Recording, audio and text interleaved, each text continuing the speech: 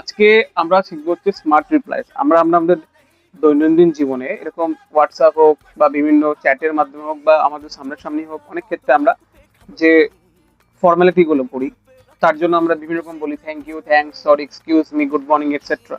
তো আমরা basically normal উত্তর দিয়ে থাকি।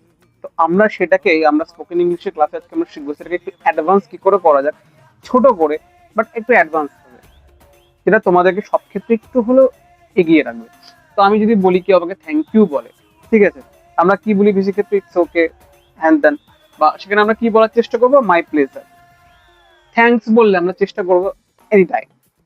সরি বললে নো ওয়ারিজ, এক্সকিউজ মি বললে গো অ্যাহেড, গুড মর্নিং বললে মর্নিং, গুড নাইট বলে স্লিপ ওয়েল, বাই বললে take care, see you later বললে আমরা বলবো see you, have a nice day, you too, good luck, same to you, I miss you too, I love you more.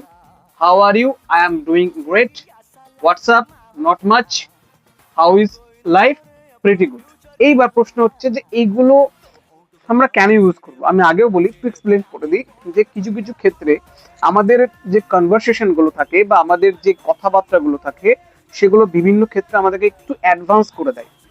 যেগুলো সবাই normally করবো আমরা করবে, সেগুলো আমরা স্পোকেন ইংলিশে একটু বেটারমেন্ট করার চেষ্টা করবো। কি, যে কথাটা সবাই বলছে সেটা আমরা যদি একটু অ্যাডভান্সলি ভাবে করি তাহলে আমাদের কোথাও না কোথাও একটু অগ্রাধিকার থাকবে। তাই আজকে আমরা এগুলো শিখবো, এরকম পরপর আরো পার্টস আসবে।